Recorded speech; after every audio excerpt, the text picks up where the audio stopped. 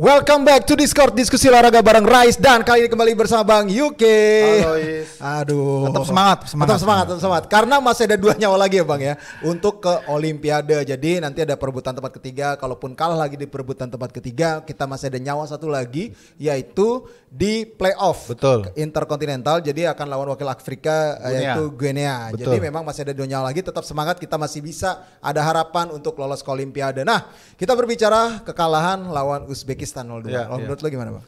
Iya memang tadi banyak polemik yang terapung ya terkait dengan keputusan-keputusan wasit termasuk juga keputusan VAR, tapi secara umum kita juga harus akui bahwa kita tidak bermain sebagaimana mestinya. Betul. Tidak sesuai dengan harapan.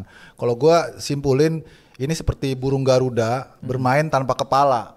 Oke. Jadi karena kita nggak punya striker kan memang tugasnya untuk makan gitu loh. Jadi kalau nggak ada sumber makanan ya, berarti seluruhnya juga jadi tidak bergairah. Iya. Walau kita sebelum Rafael Strike kemarin kemudian menunjukkan bagaimana ketajaman lini depan kita dengan mencetak 2 gol. Sebelumnya kan juga lini kedua kita ikut juga andil memberikan banyak gol ya.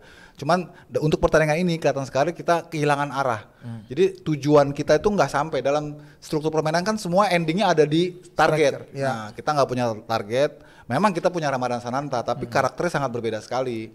Ramadan ini bukan tipikal Rafael Strike yang merupakan striker lateral yang bisa bergerak, movementnya itu bisa mengganggu konsentrasi pertahanan belakang. Kalau Ramadan kan lebih matok ya. Tadi dia juga Ramadan kalau kita lihat berusaha juga untuk ikut terlibat dalam permainan. Betul. Tapi ya berbeda memang, touch-nya berbeda, terus juga cara mainnya juga beda. Akhirnya kita nggak berkembang. Yang kedua memang permainan Ivar Jenner, kemudian juga Justin Hubner tidak segreget di laga ketika melawan Korea. Itu kita harus maklumi juga ya, karena ini kan jarak waktu turnamen ini kan sangat pendek. Betul. Jadi ketika kita menghabiskan waktu 120 menit itu kan menguras energi mental ya, psikis gitu kan. Jadi gue lihat ini memang fasenya lagi turun. Kan kita nggak bisa pik terus gitu ya. Betul. Sehingga ya banyak excuse lah yang bisa kita kedepankan dari kekalahan tadi gitu. Iya, yang menarik juga dari Uzbekistan sendiri kalau yang gue lihat ini berbeda dengan apa yang mereka tampilkan ketika melawan Arab Saudi ya. Bagaimana permainan dia lebih rapi, kemudian lebih solid. Beruntung kita juga tidak terhindar dari lebih 2 gol ya kebobolannya. Karena terselamatkan oleh Tiang paling enggak kalau nggak salah 4 atau 3. Babak pertamanya 1, babak kedua 3. Benar, makanya ini jadi sebenarnya ada kita dinaungi keberuntungan tidak kebobolan 2 gol, tapi dari segi permainan juga memang bisa dibilang kita kalah. Betul, kita banyak minusnya ya. Betul. Tidak serapi untuk membangun serangan balik juga tidak serapi lagi sebelumnya. Ball possession kita juga jelek. Betul. Tidak on target ya. Segera passingnya itu akurasi passingnya juga nggak bagus gitu. Jadi akhirnya serangan-serangan kita banyak putus di area pertahanan sendiri. Dan dari segi strength yang paling menarik ini sebenarnya. Dari segi strength body kita selalu adu body selalu kalah sama para pemain Uzbekistan. Jadi memang ini mungkin yang nanti ke depan mungkin bisa jadi perhatian juga ya, karena kan lawan-lawan tipikal seperti Uzbekistan ini bakal kita temui. Pasti makin ke depan makin kita kompetitif, lawan-lawan pun juga semakin berat. Iya. Jadi ini gue pikir ini satu aspek yang juga perlu dibenahi. Kalau kita bandingin tadi, memang Uzbek nggak seperti Australia yang besar-besar gitu ya, ataupun juga Arab, ataupun juga misalnya Jordan ya, secara postur mereka bisa bermain crossing. Tapi mereka punya strength itu ya. Jadi tadi gue lihat tuh seperti physical game gitu loh. Permainan fisik ya, fisik dalam konteks postur ya. Mereka nggak terlalu tinggi tapi badannya padat gitu. Tadi makanya gue bilang saat reaction itu ini bukannya lagi beton, ini aspal nih. Setiap kita duel kita kalah. Dan mereka benar-benar membaca kelebihan kita tuh ada di sisi Marcelino dan Witan. Jadi setiap kali Marcelino dan Witan mendapatkan bola pertama itu selalu ada 2-3 pemain yang langsung ngepres. Sehingga untuk balik badannya susah. Tadi kita lihat kan bagaimana Marcelino sempat kepancing ya. Benar. Kepancing untuk membuat reaksi yang disayangkan ya. Ini kan memang bakal terjadi nih karena semua pasti lawan-lawan kita nonton gitu ya. Wah ini kelebihannya di sini gitu ya. Ditambah lagi tadi kita kartu merah. Bener, kartu merah. Tanpa Rizky Ridho di perebutan tempat ketiga ini juga agak berat juga ya. Walaupun memang masih ada Komang Teguh. Pasti pilihannya adalah Ferrari, Komang Teguh sama Justin Hubner. Nanti itu ya udah pasti kemungkinan paling mungkin gitu yang akan diterapkan oleh Sinteyong ya untuk menghadapi nanti di perebutan tempat ketiga. Nah, di perebutan tempat ketiga ini kita bakal ngelawan Irak nih Bang.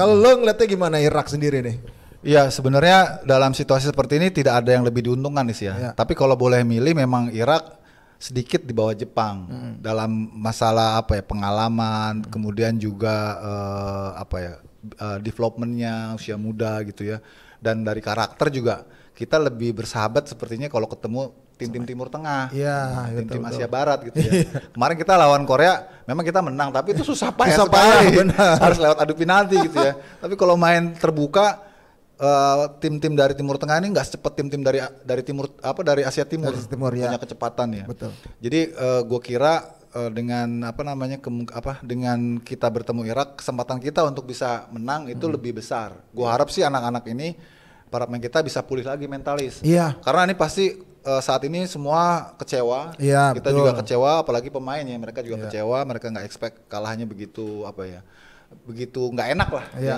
Kita kartu merah, terus kita nggak bisa main. Mudah-mudahan ini bisa di recovery dengan baik oleh tim pelatih maupun juga manajerial, bagaimana mengembalikan mental para pemain, seperti juga ketika kita kalah dari Qatar kan ya. Betul. Tiba-tiba lawan Australia yang kita nggak diunggulkan, kita bisa tuh. Apalagi nih udah tanggung ini. Cuma lawan Irak gitu loh, bukannya meremehkan Irak ya, tapi Irak senior ini beda sama Irak yang junior. Kalau senior kita udah rasain tuh kerasnya kan, kita 2 kali kalah kan ya. Di Piala Asia sama di Piala Dunia ya. Betul. Jadi inilah yang gue kira harapan masih ada. Iya, apalagi Irak kan di fase grup juga sempat kalah sama Thailand ya. Thailand aja bisa ngalahin Irak gitu. Betul. Walaupun mereka akhirnya bounce back juga sama seperti kita gitu. Bangkit akhirnya lolos sampai ke semifinal. Harusnya kita juga bisa bangkit lagi ya. Betul. Bisa bangkit lagi untuk bisa membuktikan bahwa kita layak untuk lolos ke Olimpiade sih sebenarnya gitu. Iya, nah kalau bicara peluang, kalau misalnya kita gagal lah di fase ini gitu. Cuma yang paling dikhawatirkan kalau kita harus sampai ke babak playoff adalah pemain-pemain ini masih dikasih lagi nggak nih? Karena tanggal 9 Mei kan akan ada playoff lagi gitu loh. Agak panjang gitu. Ini kan klub-klub Liga 1 kan, nah kalau dari pengumuman di Liga 1 sendiri kita menunggu tim nih sampai selesai biar yang Championship Series dapat pemain terbaiknya nih semuanya gitu loh, kembali gitu. Nah ini kalau sampai diundur sampai 9 Mei ya berarti kan akan makin molor nih liga kita juga gitu, karena nggak mungkin pemain langsung dilepas ke klub karena jaraknya memang jedanya kan pendek kan. Dari 3 final 3 Mei kita kan akan main di perebutan tempat ketiga tanggal 2 ya, tanggal 2 Mei gitu, jadi jaraknya pendek, belum lagi harus lobby lagi klub yang di luar. Tapi kompetisi udah selesai bang. Eropa ya harusnya. Eropa udah selesai belum sih? Bulan Mei. Iya, Mei-nya tanggal. Mei krusial nih berarti. Iya, makanya udah Mei krusial jadi agak sulit juga gitu loh. Ini yang ngeri-ngeri sedap sebenarnya. Mesti extra effort lagi nih pengurus PSSI nih untuk bisa ngelobi ya. Kalau untuk dalam negeri gue pikir Pak Erik pasti akan akan tekan rem tangan tuh, berhenti pasti. Karena udah kepalang tanggung. Tapi kalau yang di Eropa gue nggak tahu udah tuh ya, apakah masih dikasih lagi apa enggak gitu. Makanya ini yang agak berat juga nanti untuk ketika misalnya nanti kalau misal kita harus lewat jalur playoff yang lawan Guinea lagi kan, lawan Guinea lumayan mungkin fisik lagi nih, ada fisik lagi kan. Karena Afrika ya, karakternya pasti juga lebih ngandelin tenaga ya, lebih ngandelin power. Jadi kalau melawan tim-tim yang seperti ini kita harus bermain lebih smart sih. Lebih smart ya, benar. Lebih smart, lebih cepet, terus lebih presisi. Karena mereka tuh kan, kita kalau salah first touch aja salah udah berbalik posisi bolanya. Benar. Gitu. Jadi ya itulah PR-PR yang gue kira harus dituntasin oleh Coach ST dan juga staf pelatihnya di sisa waktu yang ada ini. Terutama dari sisi mental ya. Mental mereka mesti dipulihin, gimana caranya bisa regroup lagi, anak-anak bisa percaya diri lagi dan bermain sebagaimana harapan gitu. Iya, itu sih yang kita pengen harapin. Mudah-mudahan sih ya tetap kita pengennya lewat jalur peringkat 3 terbaik ya. Udah cukup lah. Udah cukup gitu. Pas itu aduh capek banget itu. Capek karena memang kita berharap Olimpiade ini menjadi salah satu tonggak ya, tolok ukur juga. Akhirnya kita bisa bangkit di sepak bola, percaturan sepak bola dunia. Bisa dilihat lagi karena Olimpiade ini kan event olahraga tertinggi ya sebenarnya ya di dunia gitu loh. Ya untuk makanya cakupan untuk ini ya, kelompok umur ataupun ya cakupan lebih luas olahraga ya. Ini kan event olahraga tertinggi yang supremasi memang paling tinggi. Walaupun ada Piala Dunia di sepak bola, tapi Olimpiade ini ya nggak sembarangan orang bisa ke Olimpiade gitu. Betul. Dan itu mereka calon-calon Olimpian. Iya. Calon-calon Olimpian tuh sedikit benar. Gak banyak di kita tuh Olimpian lebih banyak didominasi oleh atlet bulu tangkis yang individual besi, ya. Individual kan, tapi yang tim tuh Olimpian kita kayaknya nggak ada deh. Nggak ada, jarang. Belum. Baru 56 aja kan, itu pun invitation kan kita. Betul. Olimpiade yang dulu ya. Iya, 56 di Melbourne itu kan by invitation ya, bukan lewat kualifikasi gitu ya. Bukan by kualifikasi aja, tapi by invitation kita dapat undangan lawan Rusia waktu itu, lawan Uni Soviet jatuhnya ya. Iya, Lev Yashin waktu itu ya udah. akhirnya sekarang ada kesempatan lagi yang mudah-mudahan bisa tercapai. Ya mudah-mudahan dari segala macam nanti rintangan yang bakal dihadapi, mudah-mudahan peringkat 3 terbaik aja lah. Amin, biar nggak ada drama lagi ya. Betul. Itu aja sih. Oke, teman-teman, mungkin pembahasan di Discord kali ini sampai situ dulu. Gue Ratnan mengucapkan terima kasih. Jangan lupa untuk follow di akun sosial medianya Skor Indonesia, baik itu di X, Instagram, dan juga TikTok maupun di Facebook. Jangan lupa juga di subscribe di channel YouTube Skor Indonesia. Kita juga ada di Noise. Terus dengerin di Noise, dan untuk baca berita terkap olahraga ada di skor.id. Dengan demikian, gue Rasatnan. Yuke. Sampai jumpa lagi.